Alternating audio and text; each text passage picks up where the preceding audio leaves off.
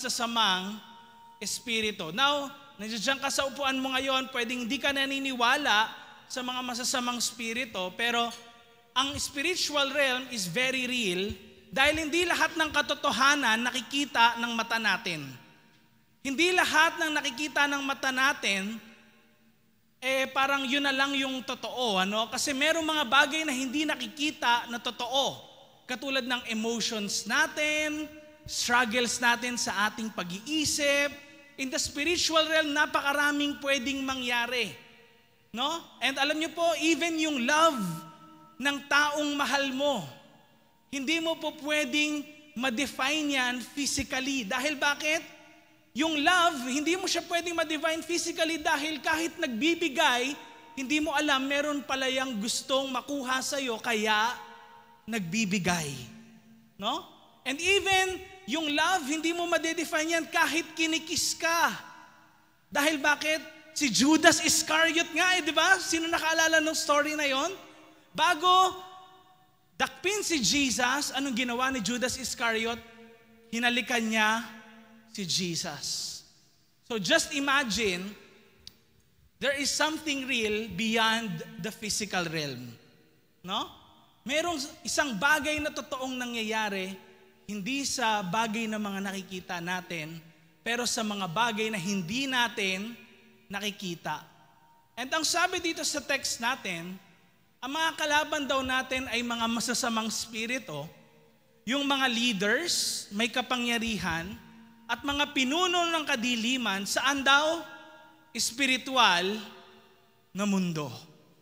Now probably, nandito ka, hindi mo alam kung bakit mo nararanasan yung isang bagay in your life, struggle ka, may mga uma-attack sa'yo sa pag-iisip mo, pagdating sa anxiety and depression, or perhaps, hindi mo makontrol yung addiction mo sa isang bagay, or minsan, pagdating sa pera, naghihirap ka. Kaya ako natanong kanina kung masaya yung katabi mo, kasi ang pag-uusapan natin ngayong hapong ito ay breakthrough over finances. Come on. Breakthrough over finances. And alam niyo po, ang isang masayang tao, madalas dito natin nakikita yung kasiyahan ng isang tao. Kung okay siya sa pananalapi, pag masaya, ay may pera. Ganun madalas naiisip ng marami, no? Tapos pag malungkot, walang pera. Yun ang iniisip ng marami. Pero may katotohanan yan dahil lahat tayo dumating din sa buhay natin kung saan, next slide, meron tayong money problems. Pwedeng pinagkatiwalaan tayo ng mga bagay na kung saan hindi natin alam paano i-handle itong bagay na ito. Alam niyo po, pagdating sa pera, dito madalas nagkaka-problema. It doesn't matter kung marami kang pera o kukonti, may problema pa rin kahit marami kang pera. Ang pamilya mo, maraming pera, may problema pa rin yan. Huwag mong isipin na wala. Bakit? Naghahati-hati yung magkakapatid sa share ng pera. Diba? Mas matindi pa nga yun eh. And meron din namang mga nagdudusa na walang kapera-pera.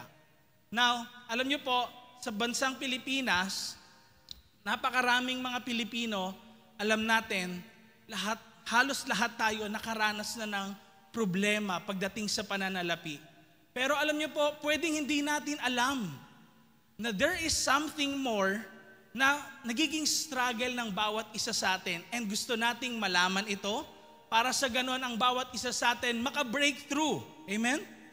Dahil po, ang pangarap ng church na ito, sa totoo lang po, ang pangarap ng church na ito sa bawat isa sa atin, maka-breakthrough tayo sa finances natin, umasenso ang buhay ng bawat isa, maging mga milyonaryo kayo at bilyonaryo, at hindi kayo naghihirap. Yun talaga po ang gusto naming mangyari sa lahat ng uma-attend sa church. Pero, syempre, bago mangyari yun, mag-start tayo sa mababa nating kalagayan. Now, alam niyo po, merong root cause of money problems. 5 root causes yan. Number 1, yung behavioral factor. Bakit naghihirap ang isang tao sa kanyang pera, sa kanyang finances. Una sa lahat, meron po tayong kanya-kanyang behavior pagdating sa pera. Dahil hindi natin alam perhaps bakit ka ganyan gumastos, anong pinaprioritize mo sa buhay mo.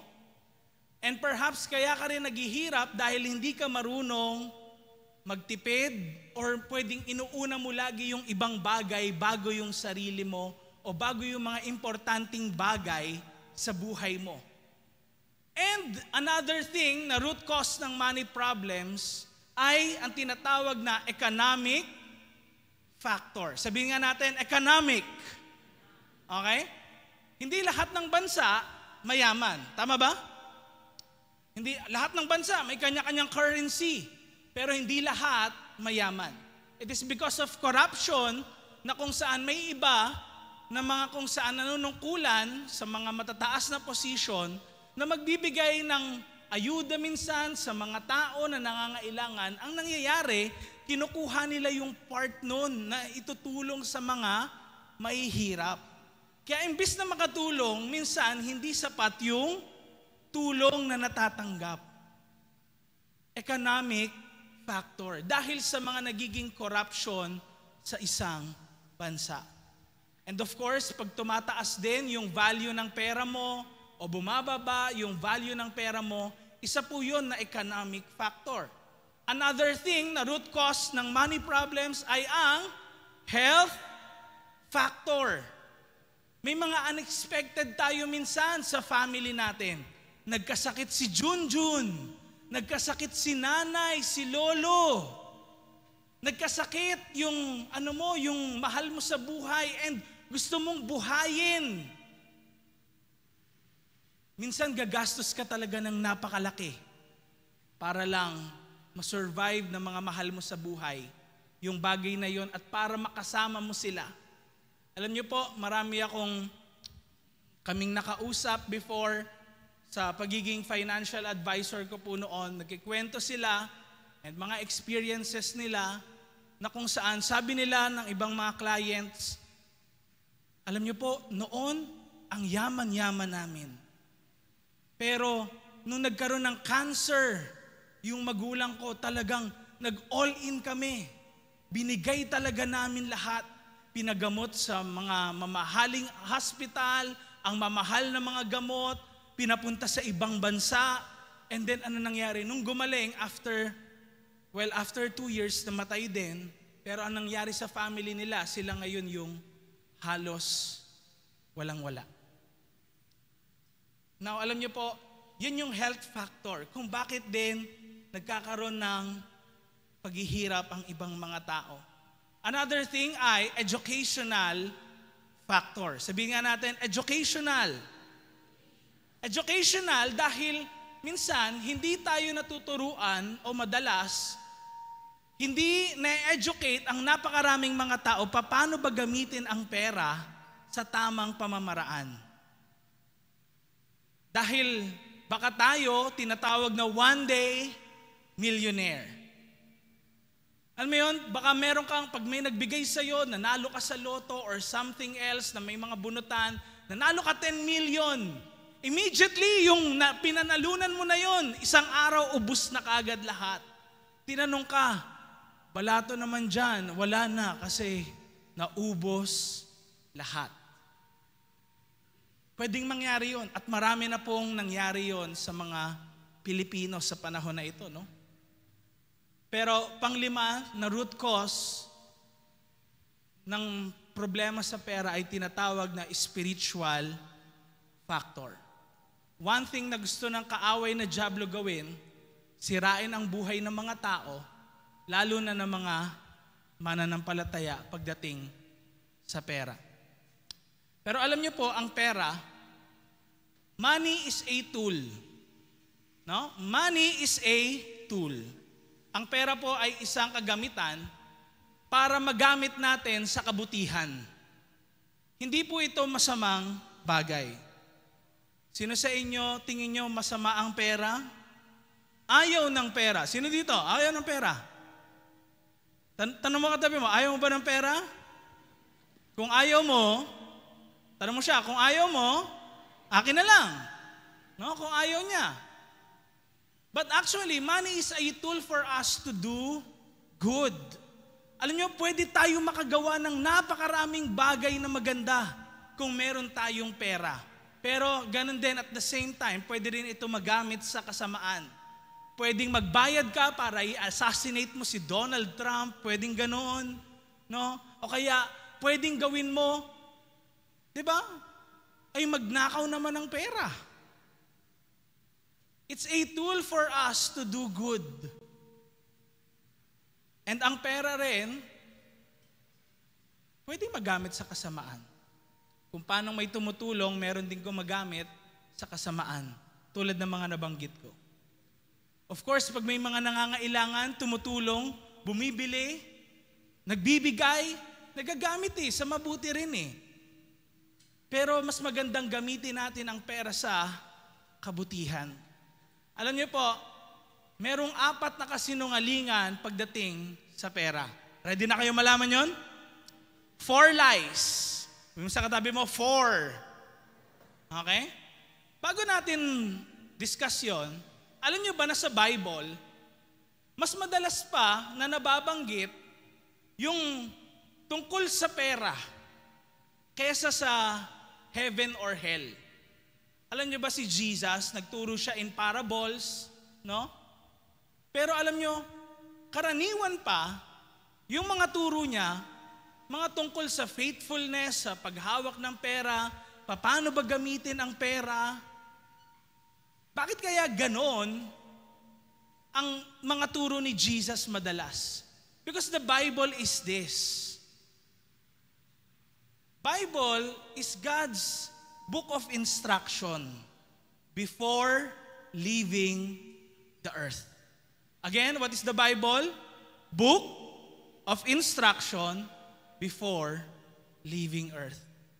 And that is our tool then na pwede nating magamit how we can handle our finances in a good way. Amen? Now, the first lie na pwedeng naririnig natin at kailangang hindi natin paniwalaan ay magiging masaya ka pag nabili mo ang blank. Okay? Ano yung blank na yon sa buhay mo? Magiging masaya kapag nabili mo ang bagong labas na iPhone. No? O kaya, magiging masaya kapag nabili mo ang bagong sasakyan.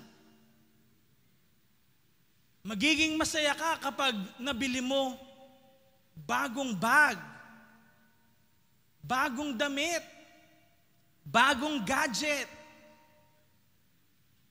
Yun yung sinasabi ng mga tao madalas o parang baka nababanggit natin sa ating buhay.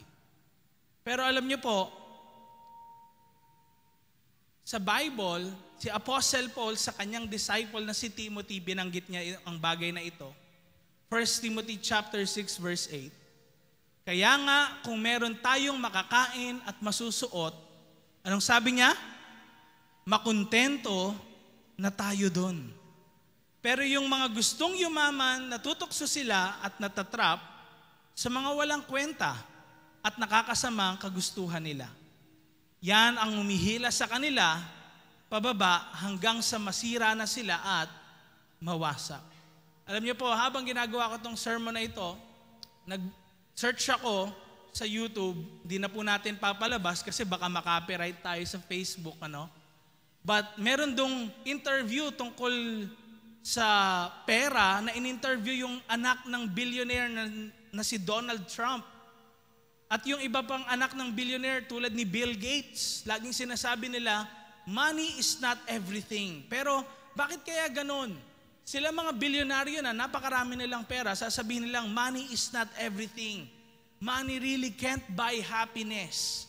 Pero tayong mga madalas nasa baba, nagsisimula pa lang, iniisip natin, it is everything, it is something that would make us happy. Bakit kaya ganon? Kasi merong needs at merong wants. Again, merong needs, merong wants. Ang needs, Ito yung mga bagay na sinabi ni Paul. Ano yon? Kaya nga kung meron tayong makakain at masusuot. Tumutukoy ito sa mga bagay na pangangailangan natin. Ito yung mga bagay na pwede kang mabuhay nang meron nito. O mabubuhay ka pag meron ka nito. Pero yung wants, ito naman yung mga bagay na kahit wala niyan o meron man yan, pwede kang mabuhay pa rin. Malaya ka. Hindi mo ikamamatay kung mawala ka ng mga bagay na wants. Amen? Kaya ano ba yung kinasasaya natin? Madalas ba yung need o yung wants? Siyempre po, yung wants. Pero alam nyo, next slide please, okay lang talaga na magkaroon ka ng mga magagandang bagay o gamit. Hindi natin sinasabing huwag ka nang bumili noon, ng mga wants na meron ka. Kung kaya mong bilhin, nasa budget mo, bilhin mo. Kung kailangan mo, bilhin mo.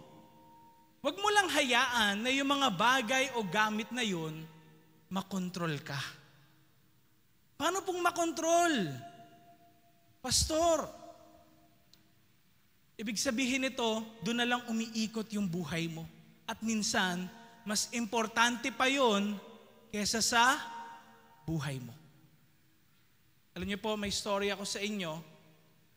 May isang kwento na kung saan nasunugan sila ng bahay. Kakabili lang nitong babaeng ito ng bago niyang tsinelas worth 4,000 pesos. Magkano? Oh, grabe, ano po kayang sapatos yun? Di ko rin alam eh. No? Na kung saan, dahil di ba kapag nagkaroon ng sunog, ano nangyayari? Tatataranta ka na, di mo na alam gagawin mo. Sumigaw ng sunog, biglang lumabas yung babae, wala siyang tsinelas. Nung nasa labas siya, kumalma siya. Naalala niya, yung 4,000 kong pesos na bagong bili, kukunin ko. Sadly, pagbalik niya, siya po ay nahulugan ng kahoy at nasunog. Minsan, naiisip natin, yung mga bagay na meron tayo, baka mas mahalaga pa kaysa sa buhay natin o buhay ng kapwa natin. Huwag tayong makontrol ng mga bagay na meron tayo. Amen? Amen? Hindi mas mahalaga yung kotse mo kaysa sa buhay ng tao. Merong mga ganun po na iba dahil bagong bili yung sasakyan niya, nasugatan ng anak niya, pinagbubugbog niya yung anak niya. Huwag ganun. Dahil bakit? Hindi ka dapat makontrol kung anong material thing na meron ka. Sabi mo sa katabi mo, huwag ka magpakontrol sa mga material na bagay. Okay? Now, paano natin malalaman kung controlled ako ng money or material thing? Paano ko malalaman? Una sa lahat, may hindi ka nababayarang utang. Wala po akong against sa pangungutang. No? Pwedeng mangutang, basta binabayaran. Okay? Sabi sa katabi mo, nagbabayad ka ba? Okay? Pwedeng mangutang, pero kailangan bayaran mo. Eto ngayon. Bakit po ako ngayon nakokontrol ng pangungutang? Tignan nyo, anong nadudulot pag di ka nagbabayad ng utang? Ano nangyayari? Natatakot ka na. Hindi ka na makatulog. Hindi mo alam saan ako bibili nito. Saan ako gagastos nito? Saan ako kukuha ng pambayad dito? Na-overcame ka na ng fear, anxiety, depression, patong-patong na yan. Kaya tuloy, ikaw ngayon, madalas, pag may utang, kung saan-saan ka na tumitira, saan-saan ka na pumupunta, di ka na nahagilap. And sometimes, nangyayari, doon na lang umiikot ang buhay natin sa mga bagay na hindi natin nababayaran. Kasi bakit? Doon na naging centered yung life natin. Hindi tayo naging wise sa paggamit ng pera. Kaya, anong solusyon para hindi tayo makontrol ng mga material things? Mga kapatid, mabuhay ka, next slide please, mabuhay ka ng mababa sa kaya mong maging pamumuhay. In English, live below your means. Kung ano yung kaya mo, huwag kang lalakpas doon. Kaso nga, 500 pesos yung sahod mo, namasahe ka, bumili ka ng tubig. Sabihin natin, umabot sa 100 pesos lahat yon. No? Nag-lunch ka, 100 pesos ulit. Kaso, pag uwi, anong ginawa mo? Uminit yung ulo mo sa kakahintay ng jeep na merong pasahero, ginawa mo, nag-Starbucks ka muna. Bumili ka ng 300 pesos doon, ubos ang sahod mo sa loob ng isang araw. Paano na yung bibigay mo sa nanay mo? Papakain mo sa asawa mo, sa anak mo. Anong gagawin ngayon, madalas na mga tao? Ay, uutang muna ako sa kapitbahay ko. Di ba? Utang muna ako, tapos, tsaka ako nilang babayaran. Kaso kasi, ang mangyayari, kinabukasan, gano'n naman yung routine mo, ng buhay mo, magiging cycle lang siya, tapos yung utang mo, palaki ng palaki. Kasi bakit? You do not live below your means. Ito ngayon yung kaya mo, hanggang dyan ka lang. Kontrolin mo. Kung meron kang gustong mabili, pag-ipunan mo. Amen? Amen?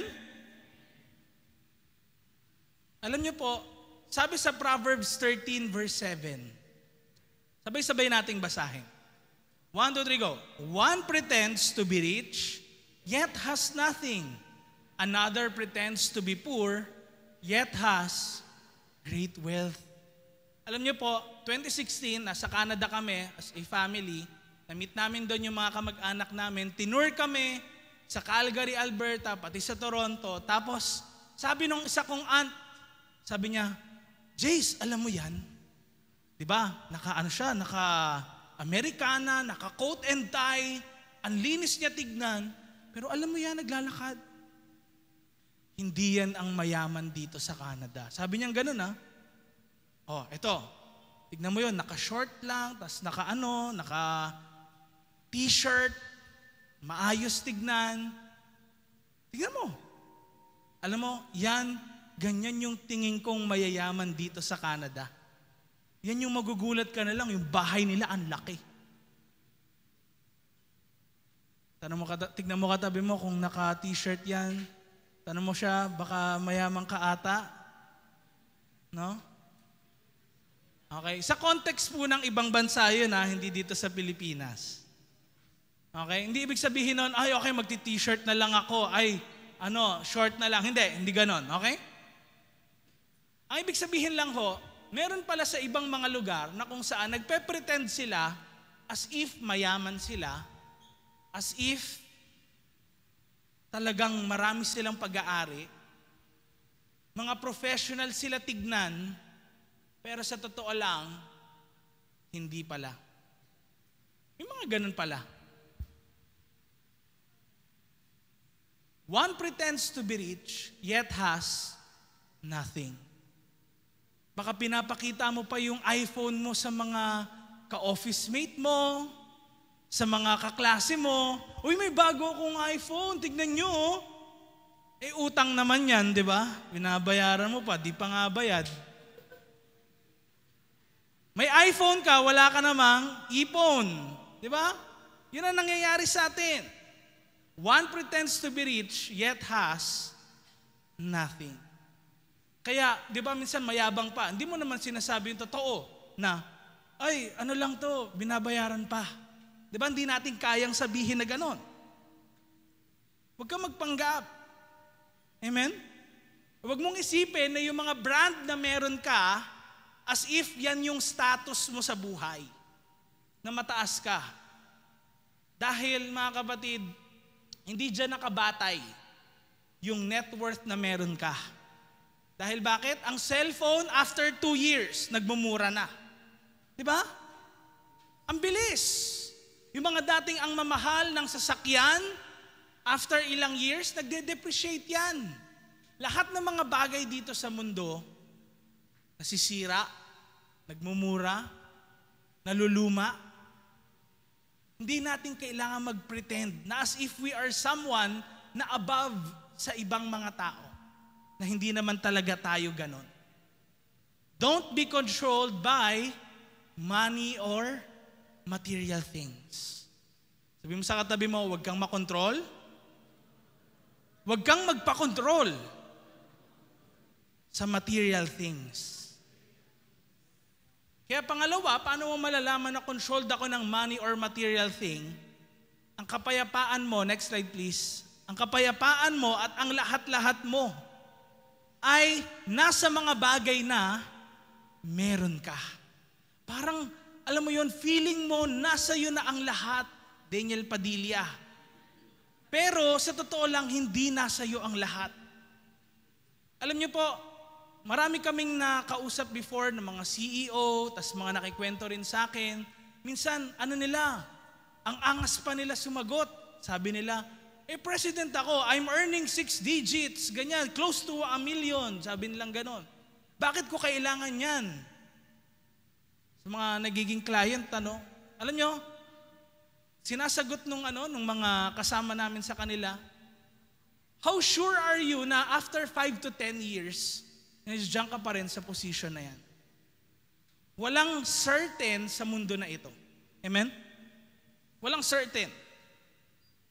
And the thing is, wag maging kapayapaan mo at peace mo kung ano yung status mo ngayon sa buhay. Mayaman ka, ang laki ng ina-earn mo, ang laki ng businesses mo, growing yung salary mo ngayon. Wag mong hanapin yung kapayapaan dyan sa bagay na yan kasi hindi yan panghabang buhay. Kapag nandoon yung kapayapaan natin, ano mangyayari pag nawala yun? Frustrate ka na lang. Di ka na makakatulog ng matino. Laging pumapasok sa isipan mo yung mga ganong problema.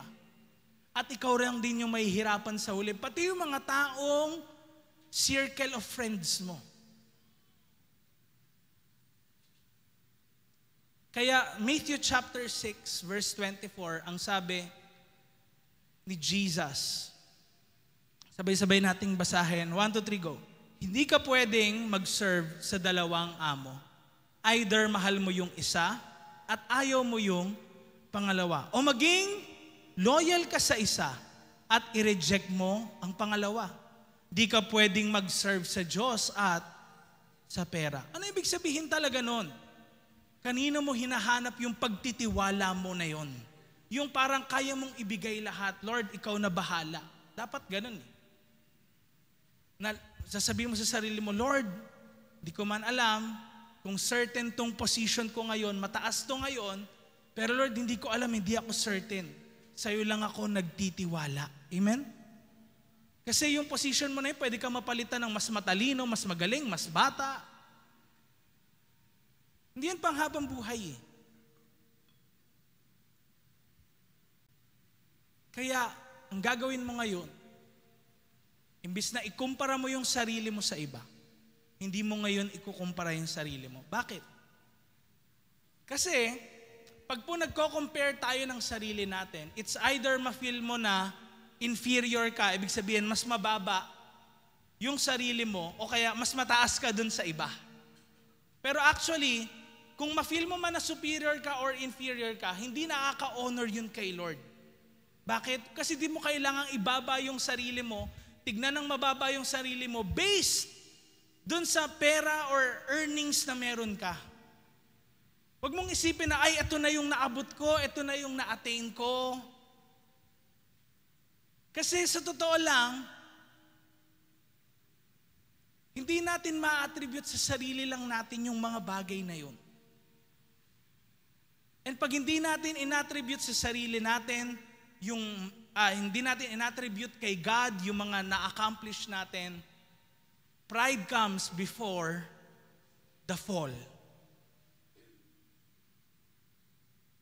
Hindi natin alam kung anong pwedeng mangyari, pero baka bumagsak tayo, di na lang natin nalalaman. Kaya sa 1 Timothy chapter 6 verse 6, si Paul nagsasabi kay Timothy ng ganito, godliness with contentment. Actually, sa ibang translation, religiousness. O yung bang religion in general. Ma-attend ka sa church, nagbabasa ka ng Bible, you're attending a care group, no, you're seeking God in your life, pero kung wala kang contentment, baliwala rin. Kaya sabi ni Paul, contentment is great gain.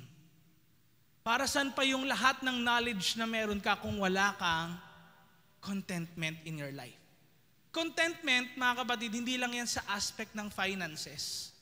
Kasi pag wala kang contentment sa finances, ano mangyayari? Gusto mo yung isang bagay, kakataya mo sa, ano yung sa GCash? O basta yun. Sa scatter, naubos yung pera mo. Akala mo parang okay, nanalo na ako eh. Tapos natalo ka ulit, natalo. Hindi, baka may isa pa, pero natalo ka na naman ulit. Come on. Are you with me? And may mga iba. Gawin mo muna yung task na to, tapos bibigyan ka ng cash. Di ba? Pero tapos sa next, ma-unlock mo to, magbigay ka muna ng ganitong pera. Tapos gawin mo ito, another task. Di ba? Tapos palaki ng palaki, magbibigay ka daw muna bago mo makuha yung talagang malaking amount na meron ka. Pwedeng ganon ang mga pinapasok natin sa buhay. Pero, in the end, baka tayo yung papahamak. Scam pala. No? Yung pera pa na yun, baka pera pa pang diapers ng anak mo. Yung pera na yun, baka pang tuition mo pa. Ginastos mo sa iba. No? Kaya contentment is great gain. Pangalawang kasinungalingan na dapat hindi natin paniwalaan ay ikaw ang iyong kamalian. Ay, yung taong yan, ginastos niya yung pera niya sa walang saysay, ganyan. Parang feeling na natin minsan, condemn na tayo sa bagay na nagawa natin na mali. Alam niyo, kung titignan lang natin yung mga nagastos natin in the past, baka mayroon talaga tayo mga bagay na dapat hindi na lang natin ginastos doon, na sayang lang yung pera natin. Imbis na naipon natin o kaya nabusog pa tayo, nakatulong tayo sa iba, baka may mga ganon na times na kung saan nagamit sana natin yung pera sa isang mas magandang bagay, pero di natin ginawa, and yet ngayon nakokondemn tayo na ay ganito ka kasi hindi ka marunong humawak ng pera. Pero alam nyo, sabi ng 2 Corinthians chapter 5, sa lahat ng tumanggap kay Jesus Christ, sabi ganito, kaya ko nakipag-isa na kay Christ ang isang tao. Ano daw? Bagong creation na siya. Wala na yung luma. Bago na ang lahat. May chance ang isang tao na kung saan merong relationship kay Jesus Christ na mabago pala ang pamumuhay niya, hindi lang sa pananalita o sa gawa, kundi kahit sa anumang bagay. Sa isip, sa behavior, at marami pang mga bagay. Kaya kung nagkamali ka, next slide, sa mga naging decision mo noon, paano mo nagastos yung pera, ganyan, ano? Alam niyo po, may panahon pang mabago yon habang buhay. Kaya ito yung time na kung saan mag-start ka ng disiplina sa sarili mo. Paano ka nga ba gagastos? Paano mo rin gagamitin yung materials na meron ka? Tingnan niyo yung sabi ng Proverbs chapter 14. Alam niyo po, sa book of Proverbs, marami tayong matututunan kay King Solomon na kung saan mga words of wisdom. Tingnan niyo yung sabi niya dito, magsipag ka sa trabaho mo at magkakapera ka. Kung puro salita lang, ano daw? Again, basahin natin sabay-sabay yung unang line. Magsipag ka. Okay, may na-notice kayo doon? Hindi sinabing magtrabaho ka. Di ba? Anong sabi? Magsipag. So, hindi lang basta trabaho ang gawin. Ano daw? Magsipag sa trabaho. Ibig sabihin yan, kung ang trabaho mo, ikaw nag-e-encode, dapat masipag kang mag-encode na ikaw yung nakakatapos ng kota nyo. Kung ikaw yung mabilis mag-encode, ikaw yung pinakamagaling mag-encode. Kung ang trabaho mo mag-compute, ikaw yung pinakamagaling, pinakamabilis mag-compute. Dapat. Kung research yung trabaho mo, dapat ikaw yung pinakamasipag mag-research at marami kang nare-research kagad. Marami kang na-accomplish sa loob ng isang araw. Amen. Tignan nyo, no? Hindi sinabing magtrabaho ka, yun lang, tapos magkakapera. Kundi ano daw? Magsipag ka sa trabaho. Hindi basta trabaho lang. Galingan mo kung ano yung tinatrabaho mo. Galingan mo kung ano yung position mo, kung ano yung level na meron ka sa kumpanya. At ang sabi, magkakapera ka. Pero anong sabi? Kung puro salita lang, puro salita, walang gawa, anong mangyayari?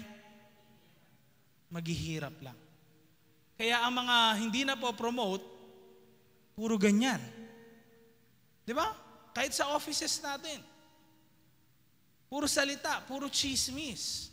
Kahit din sa school, ang hindi masipag, sila yung puro ganyan, puro daldal. Sila pa yung minsan nakikick out sa school dahil bakit di sila nagsisipag. Inaatupag lang nila, puro kwento. And tignan nyo rin, sabi ng Proverbs chapter 20 verse 13. Sabay-sabay nating basahin. 1, 2, 3, go! Huwag kang bumangon ka at magtrabaho. Okay, tanungin mo yung, sabihin mo sa katabi mo, huwag kang tulog ng tulog. Okay, walang matutulog. O dyan sa taas, walang matutulog. Okay? Tingnan nyo, no? Anong sabi? Huwag kang tulog ng tulog para di ka maging mahirap. O nga naman, kung puro ganun ka na lang, hindi ka nagtatrabaho, hindi ka nagsisipag, ano mangyayari? Wala. Nagtataka ka, bakit ito lang yung pagkain namin? Bakit ito lang yung yung isang rice lang yung pwede? Tapos nalulungkot ka na. Bakit? Kasi wag kang tulog ng tulog. Pero kailangan mong tandaan, nasa sayo rin talaga yung pag-asenso mo. Nasa effort mo rin. Pero kung ano man yung, tandaan nyo kung ano yung makuha nyo man, ma-attain nyo.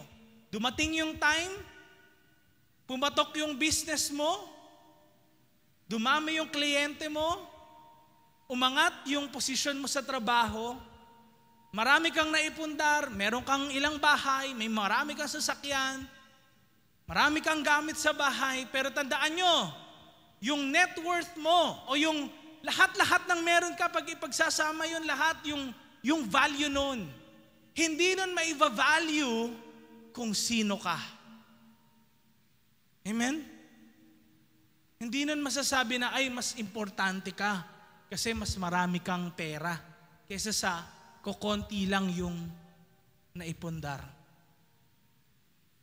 Your net worth is not your self-worth. Amen? Huwag mong isipin na na-attain mo na, nakuha mo na. Kasi kung ano yung meron ka, hindi yan ang halaga mo. Pangatlong lie na dapat hindi natin paniwalaan para maka-breakthrough tayo. Ito yun. Ano daw? Intindihin mo lang ang sarili mo, wag ang iba.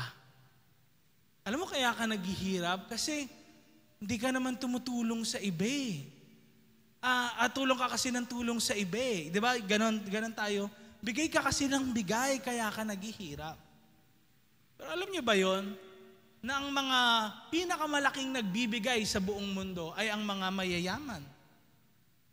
Kahit sina Bill Gates at mga iba pang top 10 na mga pinakamayaman sa buong mundo, sila pa yung pinakamalaking magbigay. Bakit kaya? Anong meron?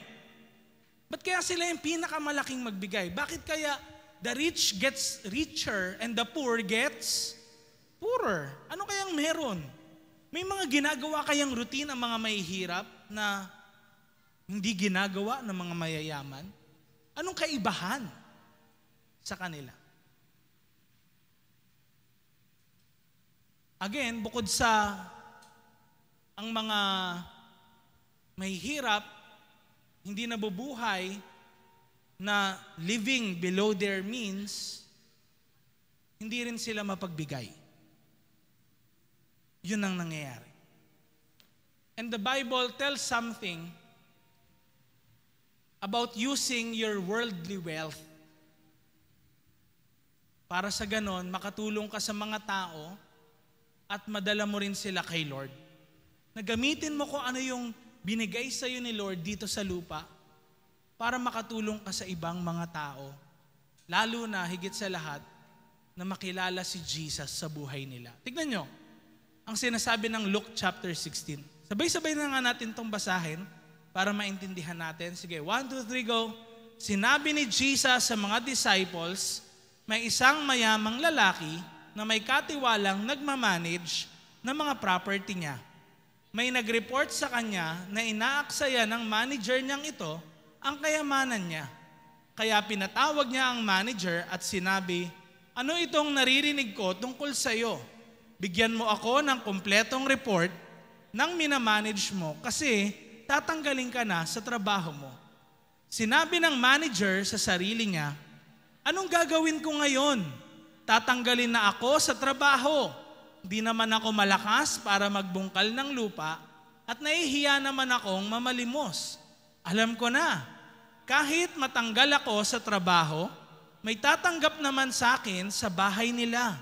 Kaya pinatawag niya isa-isa ang mga may utang sa amo niya. Tinanong niya yung una, magkano ang utang mo sa amo ko?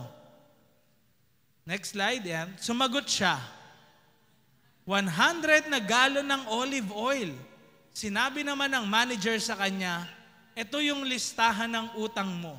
Bilis, umupo ka at gawin mong 50. Tinanong naman niya ang isa pa, magkano ang utang mo? Sumagot siya, 100 na sako ng wheat. Sinabi ng manager sa kanya, ito yung listahan ng utang mo, gawin mong 80. Pinuri ng amo ang ginawa ng madayang manager kasi madiskarte siya. Ang mga anak ng mundong ito ay mas madiskarte sa pakikitungo sa kapwa nila kesa sa mga anak ng liwanag. Nagsalita pa si Jesus, sinasabi ko sa inyo, gamitin nyo ang pera ng mundong ito para magkaroon kayo ng mga kaibigan. Para pag naubos yon, tatanggapin kayo sa tirahang walang hanggan. Now, ito yung peculiar or parang napaka-unusual sa lahat ng parables ni Jesus kasi ang pinapurihan dito sa parable na ito ay alin? Madayang manager. Hindi ibig sabihin nito, ay, sige, magiging madaya din ako. Hindi ganon. Okay? Ang point, ang sabi ni Jesus, ay madiskarte ang mga hindi sumasampalataya sa Kanya, pero yung mga sumasampalataya sa Kanya, hindi daw madiskarte. Pagdating saan? Tignan niyo, sabi niya, gamitin niyo ang pera ng mundong ito para magkaroon kayo ng mga kaibigan. Para pag naubos yon, tatanggapin kayo sa tirahang walang hanggan. Saan mo ginagamit ang pera mo? Saan mo ginagamit ang material things na meron ka? Motor mo, kotse mo, bahay mo, upuan nyo sa bahay na binili mo. Saan nyo ginagamit yung mga bagay na yon? Sa bahay mo ba, nakaka-create ka ng mga kaibigan? Nakakapag-invite ka ba sa bahay nyo ng mga kaibigan mo? Nagagamit mo ba yung motor mo para madala rin sila sa church? Ay, meron ka bang ano? Meron ka bang masasakyan? Sige, sunduin na kita. Malapit ka lang naman sa amin. Amen? Gamitin natin kung ano yung meron tayo para sa mga kapwa natin. Isabay mo yung mga taong walang masakyan pagdating sa church. Amen? Amen? Parang ayaw magsakay ng iba. Yung totoo lang. Tignan mo yung katabi mo, mukhang ayaw magsakay niyan, ano? Okay? Wag naman yung may girlfriend ka tapos iba yung sasakay mo. Wag ganon. Okay? Sabi mo sa katabi mo, wag ganon. Ha? Pero nakuha natin yung point. Amen? Nakuha natin yung point. Kung ano yung meron tayo, may pera ka, gamitin mo para makapaghikayat ng iba, makatulong sa iba, para mailapit mo sila kay Jesus. Amen? Tingnan natin ang sinabi rin ng verse 10.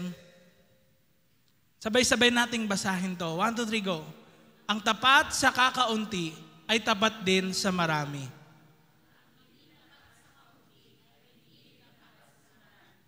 Kung hindi kayo mapagkakatiwalaan sa kayamanan ng mundong ito, sinong magtitiwala sa inyo ng tunay na kayamanan?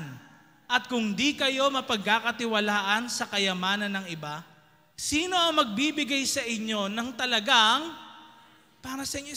Ibig sabihin, lahat pala ng meron tayo, kahit na ipundar natin to, pinagkatiwala lang sa atin. Ang mundong ito, pinagkatiwala sa tao. Kung anong meron ka,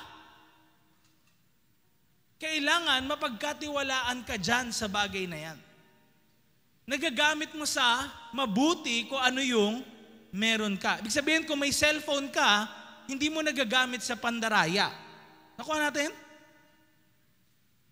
Kung meron kang sasakyan, hindi mo gagamitin sa pagnanakaw. Nakuha natin? Kung anong meron ka, hindi mo gagamitin sa kasamaan, kundi sa kabutihan. Amen?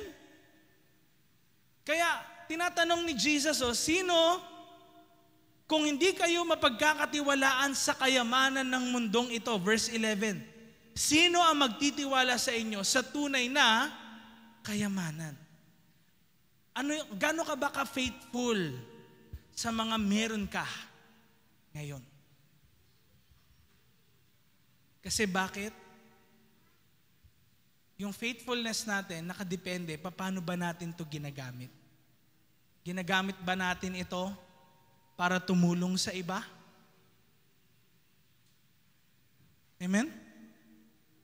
Kasi sabi sa Proverbs chapter 11, verse 24, tignan nyo, no? Sabi ni Solomon, the wisest man on earth nung kapanahunan niya. Tignan nyo, sabi niya, may mga mapagbigay. Tapos ano daw? Lalo pang yumayaman. Meron namang mahigpit sa pera, kaso lalong naghihirap. Bakit kaya? Akala ko po kapag nagbibigay, nawawalan ka. Tama ba? Yun yung nasa isipan natin. Pero bakit dito nangyayari, mahigpit sa pera, siya pa nagsasabi na lalong naghihirap. pag naghigpit sa pera, ano kaya ito? Hindi sinabing, magbigay ka lang na magbigay. No? Baka kasi ganun akala natin, nagbibigay ka tapos ikaw mawawalan, wala na yun pag nagka-emergency sa family mo. Hindi ganun. Hindi ganon. Tamang pagbibigay lang. Tinuturo ng Bible na magbigay tayo bukod sa church, sa kapwa natin, tumulong tayo. Bakit? Kasi di natin nare-realize, mga kapatid, yung dulot niyan in a large scale.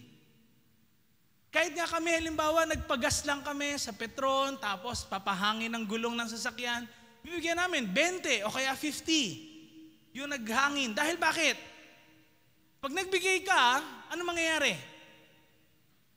Hindi natin alam, baka yun yung tao na nangangailangan, ay para may maiuwi ako sa anak ko. Di ba? Hindi natin nare-realize yun na meron kang napasaya na tao, imbis na mainis siya doon sa trabaho niya, ang init pa naman ngayon, ulan init ngayon, ganito trabaho ko. Tapos di ba, mas talagang ginawa niya yung best niya dahil sa natulungan mo siya in a little way, nakapagdala siya sa anak niya ng pasalubong. Natulungan mo yung isang business na bilhan, napasaya mo yung anak niya, minahal yung tatay niya pabalik. Napansin niyo yun? It's a cycle of life. And just imagine kung lahat tayo natututong magbigay, hindi lang sa church, pero sa kapwa natin. Diba?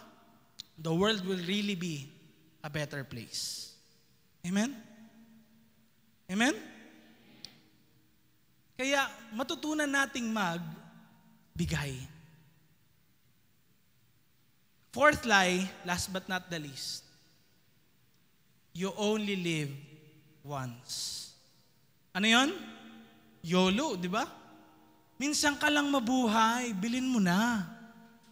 Kahit hindi mo kaya, bilhin. Di ba? Kahit hindi mo afford, bilhin mo na. Gawin mo na. Kasi you only live once eh. It's a lie. Akala mo kasi parang planado mo na lahat. Tapos, hindi, ito na yung gusto ko, tama to. Mag-a-align to sa kung anumang plano ko. Pero sabi ng Proverbs chapter 16 verse 1 and 2, tignan nyo, anong sabi? Nagpaplano ang tao pero si Lord ang may final say dito. Akala ng tao, lahat ng ginagawa niya, tama. Pero alam ni Lord kung ano talaga ang nasa puso niya. Bakit mo kaya gustong bilhin niya na you only live once at gusto mong gastusin yung pera mo dyan? Kahit anong sabihin mo na excuse, alam ni Lord yung nasa puso mo. Bakit minsan hindi napirmahan yung kontrata sa kumpanya na dapat iniisip mong mapirmahan? Bakit yung iniisip mo na promotion hindi mo natanggap? Bakit kaya? Kasi alam ni Lord minsan yung nasa puso natin. Bakit mo ba gustong makuha yung bagay na yun? And alam ni Lord minsan, yun pa yung makakapaglayo sa atin sa Kanya. Alam niyo ba yun? Na minsan yung earthly riches, ito pa yung makakapaglayo sa atin kay Lord. And at times, yung know ni Lord, yun yung pagliligtas niya sa atin. Kaya minsan, huwag kayong magtampo kay Lord na, Lord, bakit naman ganun? Nangyari pa sa akin to. Yung iba, umaasen sa buhay, ba't ako hindi? Perhaps it's not your time dahil alam ni Lord yung puso natin. Kapag nangyari yan sa kapanahunan mo ngayon, baka talagang di ka na maglingkod kay Lord.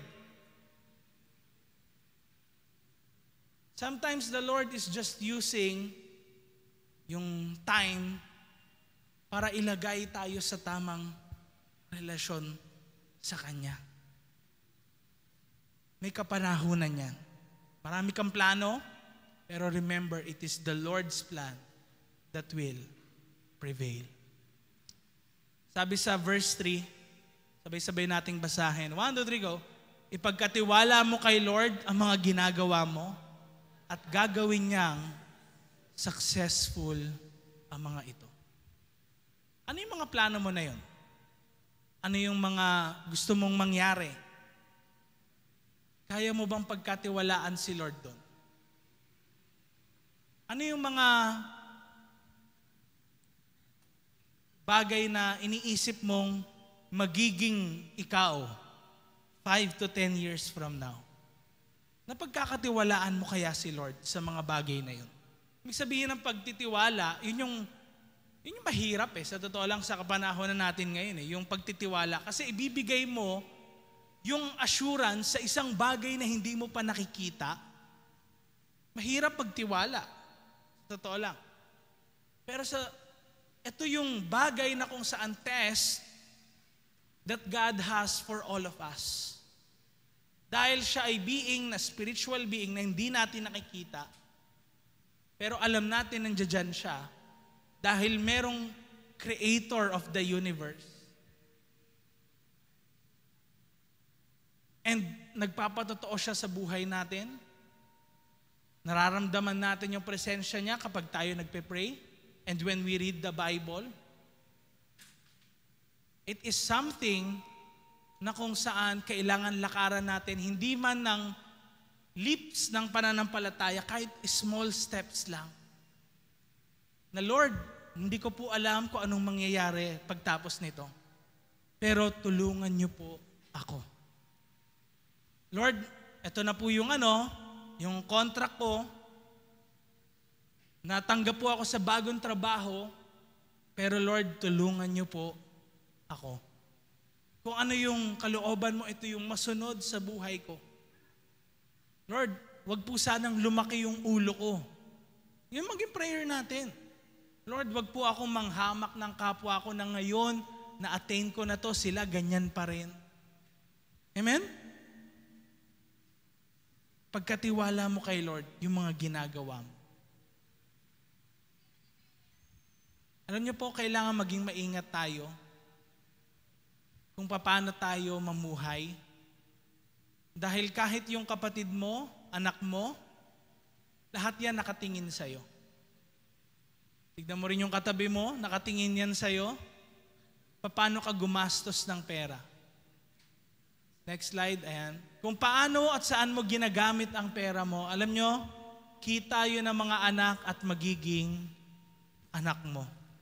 Ikaw ay magiging example para sa next generation. Ikaw magiging example ka para sa next generation. Alam nila, ay ba't si kuya naman gastos ng gastos Ba't ako hindi? Diba? Yun yung naisip natin minsan. Bakit si ate naman ganyan Binibili niya kung ano yung gusto niya, ba't sa akin hindi? Mga kapatid, paano at saan mo ginagamit yung pera mo, may nakatingin dyan. Kinokopya nila yan. At sa panahon na ito, kung walang ipon ang mga maraming tao, yung next generation din, wala ring ipon. Pag hindi marunong gumamit ng pera, yung next generation din, hindi marunong gumamit ng pera.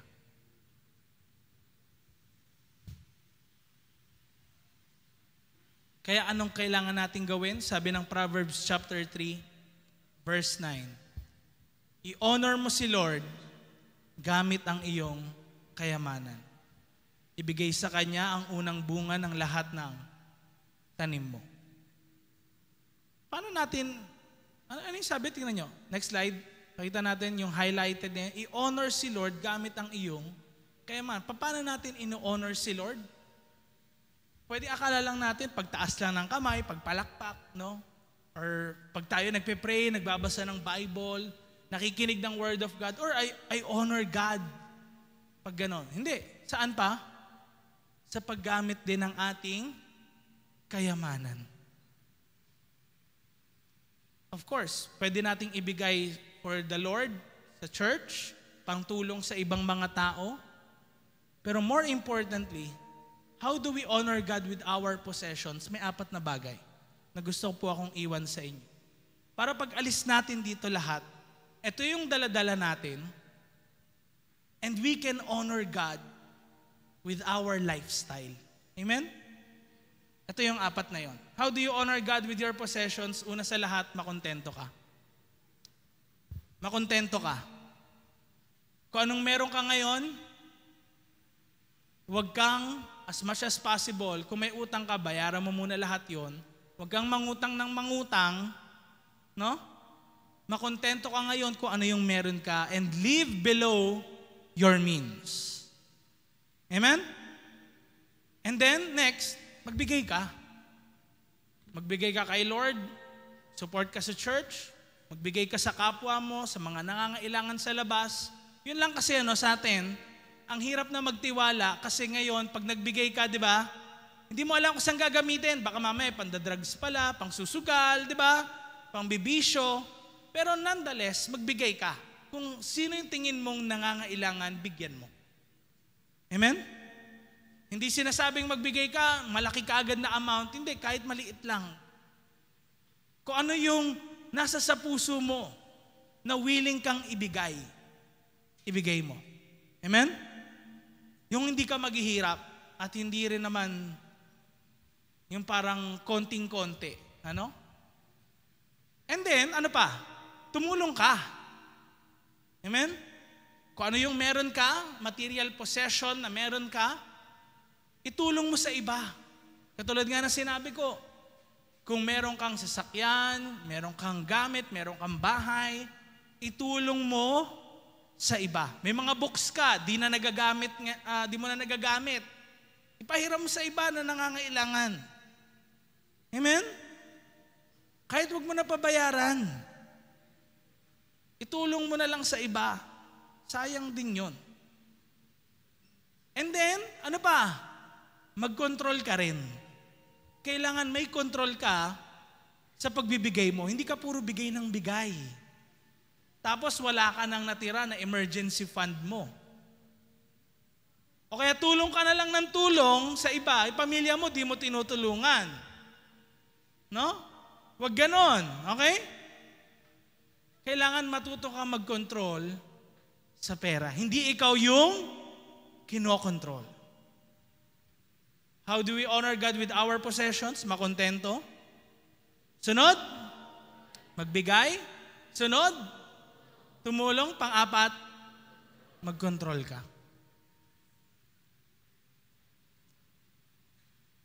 I believe, pagtapos nito, lahat tayo, lalabas sa lugar na ito, we will have a different perspective. May bago tayong disiplina. Amen? At higit sa lahat, we will honor God with our possessions.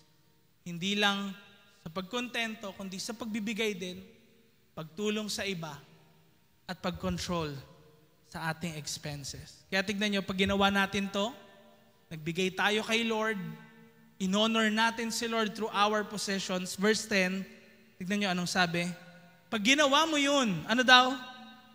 Mapupuno ng ani ang iyong mga bodega. At ang mga lalagyanan mo, mapupuno ng alak. Okay, nung time nila yan, thousands of years ago, hindi ibig sabihin literal na, okay, may bodega po ako doon, puro daga, mapupuno ng ano. Hindi yon, hindi ganon. Ibig sabihin lang nito, kung dati, hindi sapat yung meron ka, magiging overflowing. Yung meron ka. Dahil bakit? The Lord will give you the wisdom. Paano nga ba ikaw maka-earn ng mas malaki, mas marami, para makatulong ka pa sa iba? At makapagbigay sa iba. Amen? Na hindi ka makokontrol, kundi ikaw ang kokontrol sa lahat ng mga bagay. Because after all, nilalagay mo yung sarili mo sa submission mo sa hari ng mga hari. Amen? Marami ba kayong natutunan ngayon? Amen? Palakpakan naman natin si Lord. Tayo tayong lahat. Let us all pray. Lord, we thank you for this afternoon. We believe na ma-apply po ng bawat isa ang iyong mga salita and makakaranas po kami ng breakthrough sa aming mga finances. Breakthrough sa aming contentment, sa aming giving. Higit sa lahat, Lord, sa pagtulong sa iba. at sa pagkontrol namin sa mga possessions namin. Lord, we pray, gawin niyo pong successful ang aming mga kapatid.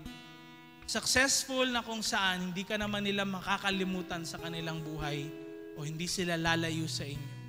Lord, dalangin namin mula sa araw na ito, ayon sa inyong kalooban, ipromote niyo po sila sa mga trabaho nila, bigyan niyo silang matataas na posisyon, merong malalaking sahod, matuto po sila, Panginoon, magbigay sa inyo, matuto rin po silang tumulong sa kanilang kapwa. Sa mga may business, Lord, palakihin niyo po yung businesses nila. Tulungan niyo sila, Panginoon, bigyan niyo silang wisdom, kasipagan, paano nga ba nila mamamanage yung mga businesses nila. Lord, alam namin, kahit din yung mga estudyante pa lang dito, you are preparing them for the corporate world, and alam namin, tutulungan niyo sila. Papakita niyo sa mga katrabaho nila yung distinction na naglilingkod sa inyo at hindi naglilingkod sa inyo. Lord, we thank you and we bless you sa lahat ng ito. We receive the breakthrough sa aming finances in Jesus' name. Come on, let's give the best clap of praise to Jesus.